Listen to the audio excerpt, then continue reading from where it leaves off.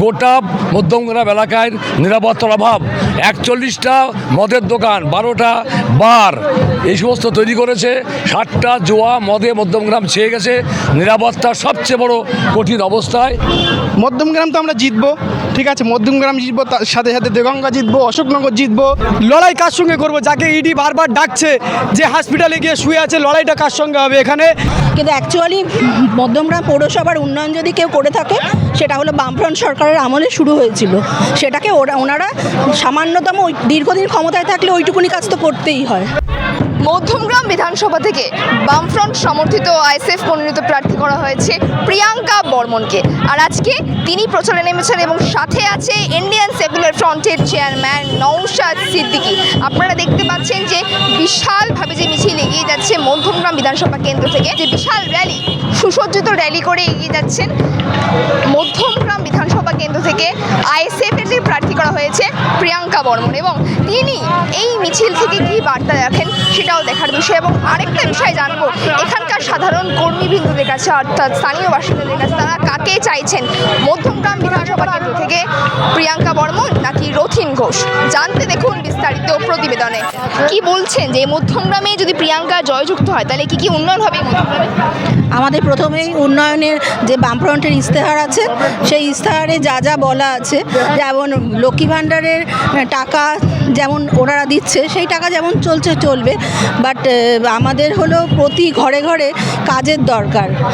প্রতি ঘরে একজন করে কাজ, শিক্ষিত যুবকের কাজ হবে বা যার যার শিক্ষা অনুযায়ী কাজ হবে, এরকম নানা রকম কাজ বিশেষ করে মধ্যমগ্রামের তথা বিধানসভা এলাকায় উন্নয়ন হবে, সেইটা বলা রয়েছে। রথিন ঘোষ নাকি প্রিয়াঙ্কা বর্মন, কোন কাকে চাই? অবশ্যই প্রিয়াঙ্কা বর্মন। এবং রথিন ঘোষ তো বহুদিন ধরে এখানকার রূপকার হিসেবে পরিচয় বলে, কিন্তু অ্যাকচুয়ালি মধ্যমগ্রাম পৌরসভার উন্নয়ন যদি কেউ করে থাকে সেটা হলো বামফ্রন্ট সরকারের আমলে শুরু হয়েছিল। সেটাকে ওনারা সামান্যতম দীর্ঘদিন ক্ষমতায় থাকলে ওইটুকুনি কাজ তো করতেই হয়। তো আমরা চাই একটা দুর্নীতিমুক্ত সরকার, দুর্নীতিমুক্ত শাসন ব্যবস্থা। সেই কারণে আমরা বিধানসভায় প্রিয়াঙ্কা বর্মনকে পাঠাতে চাই। কিন্তু অন্যদিকে টিএমসি লোকেরা বলছেন যে 250 পার করবে নির্বাচন। তারা তো রাজনীতির লোকেরা না, তাদের বক্তব্য বলবেই। এটা মানুষের যার যার বিচার, সেই অনুযায়ী ভোট হবে। বাম আইএসএফ জোট কতটা আসন রাখতে পারে মনে হচ্ছে এই নির্বাচনে? নিশ্চয়ই বাড়বে কিছু, আশা তো আমরা আশাবাদী। আগের তুলনায় বাড়বে বলছে? অবশ্যই। মধ্যমগ্রাম বিধানসভা, সেইখানে প্রিয়াঙ্কা বর্মনের বিপরীতে যিনি রয়েছেন তিনি রথিন ঘোষ, দীর্ঘদিনের তিনি একজন বিধায়ক। কতটা এই মধ্যমগ্রাম বিধানসভায় লড়াই হবে? লড়াই রথিন ঘোষকে আমরা এবারে দেখছি না, যেহেতু রথিন ঘোষকে ইডি ডেকেছে কিছুদিন আগে, তার সূত্রে পৌরসভায় রথিন ঘোষ কাজ করেছে কিন্তু পঞ্চায়েতে কাজ করেনি। এই জন্য রথিন ঘোষের সাথে আমাদের কোনো লড়াই নেই, আমরা অনেকটাই এগিয়ে আছি। বামফ্রন্টের সমর্থন নিয়ে আইএসএফ অনেকটাই এগিয়ে আছে মধ্যমগ্রামে। এই বিধানসভা নির্বাচনে আপনারা জোটবদ্ধ যে করা হয়েছে সেই জায়গায় আসন কতটা পাবেন? মধ্যমগ্রাম তো আমরা জিতবো, ঠিক আছে, মধ্যমগ্রাম জিতবো, তার সাথে সাথে দেগঙ্গা জিতবো, অশোকনগর জিতবো।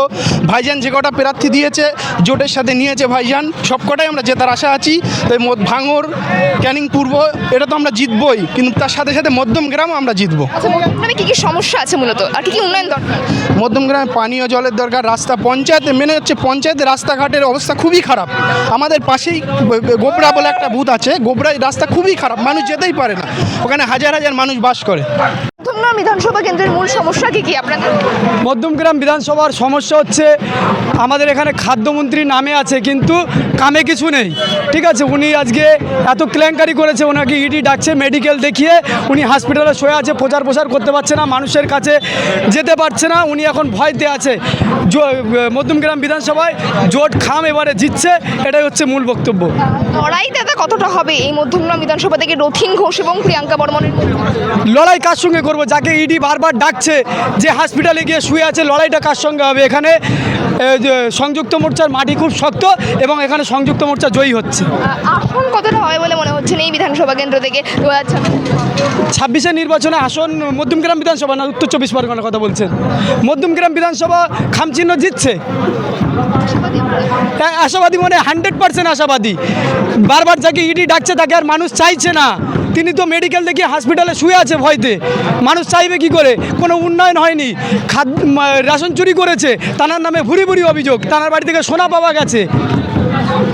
আপনার মানে বামফ্রন্ট সমর্থিত আইএসএফ মনোনীত সমর্থন করছে? হ্যাঁ, অবশ্যই। তাদের পায়ের তলা থেকে ওদের মাটি সরে যাচ্ছে বলে আজকে ওরা যখন থেকে আমাদের র্যালিটা শুরু হচ্ছে ওখানেই ওরা ঝামেলা বাঁধানোর চেষ্টা করেছে। হ্যাঁ, ওরা স্লোগান দিচ্ছে ওদের পায়ের তলায় মাটি সরে গেছে। এটা থেকে মানুষ জনতা বুঝে গেছে যে শক্ত মাটি, সংযুক্ত মোর্চার মাটি, জয়ী হচ্ছে আইএসএফ খামচিহ্ন।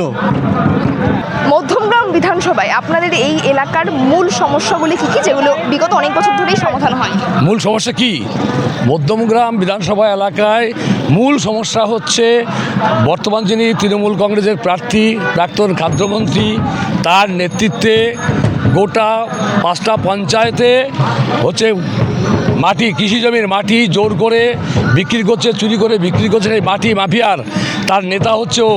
মধ্যমগ্রাম পৌর এলাকায় 28টা ওয়ার্ডের সমস্ত বেআইনি পুকুর ভরাট করে বহুতল বিল্ডিং তৈরি করা এবং এইখানে সমস্ত রকম সিন্ডিকেট বাহিনীর নেতা হচ্ছে ও। পৌরসভাতে প্রতিদিন সন্ধ্যে 6টা থেকে রাত্রি 10টা পর্যন্ত থেকে এই যে মাটি মাফিয়া, অবৈধ প্রমোটার, সিন্ডিকেট বাহিনী তাদের সাথে 6টা থেকে 10টা পর্যন্ত থেকে এদের পরিচালনা করে। গোটা মধ্যমগ্রাম এলাকায় নিরাপত্তার অভাব, 41টা মদের দোকান, 12টা বার এই সমস্ত তৈরি করেছে। 60টা জুয়া মদে মধ্যমগ্রাম ছেয়ে গেছে। নিরাপত্তা সবচেয়ে বড় কঠিন অবস্থায়, পুরসভাটা দুর্নীতিতে ভরপুর। মধ্যমগ্রাম সরকারি হসপিটালকে কার্যত ধ্বংসের পথে, মধ্যমগ্রাম পৌর যে মাতৃসদন কার্যত ধ্বংসের পথে। 11টা বড় বড় নার্সিংহোম তো এখানে তৈরি হয়েছে, তার মধ্যে মন্ত্রী, চেয়ারম্যান, কাউন্সিলররা ফান্ডিং করে মধ্যমগ্রাম যে সরকারি হাসপাতাল তাকে ধ্বংস করার পরিকল্পনা করছে। স্বাভাবিকভাবেই গোটা মধ্যমগ্রামের মানুষ একটা বাড়ি তৈরি করতে গেলে এবার তাকে টাকা ছাড়া কোনো কথা নেই। কাটাপতি জমি বিক্রি, কেনা, বাড়ি তৈরি করা, কেনা, কাটাপতি 2 লক্ষ করে টাকা আদায় করার একটা পরিষ্কার সিন্ডিকেট বাহিনী এখানে তৈরি করেছে। ফলে গোটা মধ্যমগ্রামের মানুষ বিরক্ত, গোটা মধ্যমগ্রামের মানুষ পরিবর্তন চাইছে। তাই এই 29শে এপ্রিল গোটা মধ্যমগ্রাম মানুষ একজোট হয়ে এই তৃণমূলকে বিদায় জানাবে। এই বিধানসভা কেন্দ্রে রথিন ঘোষ আর প্রিয়াঙ্কা বর্মনের মধ্যে লড়াইটা ঠিক কতটা হবে?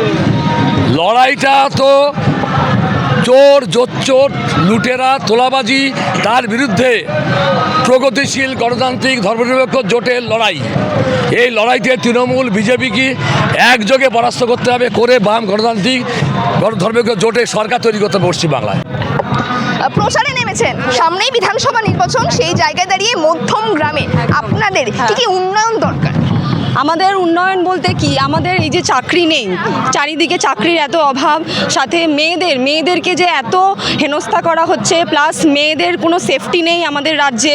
শুধুমাত্র মধ্যমগ্রামে বলে না, মধ্যমগ্রামের বাইরেও পুরো পশ্চিমবঙ্গে, এমনকি আমাদের এখন পশ্চিমবঙ্গের দরকার। পশ্চিমবঙ্গে মেয়েদের অবস্থা এতটাই খারাপ, সুতরাং আমরা চাই মেয়েদের সেই সেফটিটা আসুক। প্লাস হচ্ছে চাকরি নেই, এত বাজে দুরবস্থা, সেই দুরবস্থার থেকে বেরোতে একমাত্র আমাদের সংগঠন, আমাদের দলকে যদি জেতাতে পারো তাহলে আমাদের একমাত্র এই যেটা সম্ভব, আমাদের পশ্চিমবঙ্গের উন্নয়নটা সম্ভব। বামফ্রন্ট সমর্থিত আইএসএফ দ্বারা মনোনীত প্রার্থী এখানে প্রিয়াঙ্কা বর্মনের বিপরীতে যিনি রয়েছেন রথিন ঘোষ, অনেক দিনের বিধায়ক তিনি। কি মনে হচ্ছে লড়াই কতটা হবে এই মধ্যমগ্রাম বিধানসভা? লড়াইটা তো বিরাট একটা কঠিন ব্যাপার, বুঝতেই পারছো রথিন ঘোষের সাথে। কিন্তু রথিন ঘোষ যে একটা এই লেভেলে, আর প্রিয়াঙ্কা বর্মনও যে খুব কিছুটা কম না, সেটা আমরা জেনজিরা প্লাস তার সাথে আমাদের সিনিয়ররা অনেকে রয়েছে যারা এই আমাদের মিছিলটা থেকেই আপনারা বুঝতে পারছেন যে প্রিয়াঙ্কা বর্মনের সমর্থনেও কোনো কম লোক নেই। রথিন ঘোষ অনেক কিছু করেছেন, অনেক, সেটা আমি আর এগোলাম না, অনেক কিছুই আছে। তার বিপরীতে গিয়ে যে প্রিয়াঙ্কা বর্মন একজন একটা নতুন ফেস আমরা দেখতে পাচ্ছি, তো আমরা তাকে সাপোর্ট করে একেবারে একটা কঠিন লড়াই দেখিয়ে দিতে চাই।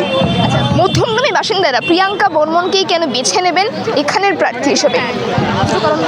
দুটো, প্রথমত কারণ তিনি একজন মেয়ে, ঠিক আছে, তো একজন মেয়েই বুঝবে মেয়েদের কি সমস্যা। না মেয়ে তো মুখ্যমন্ত্রীও, আমাদের মুখ্যমন্ত্রী তো মেয়ে। না, সেই ব্যাপারে আমি হয়তো যাচ্ছি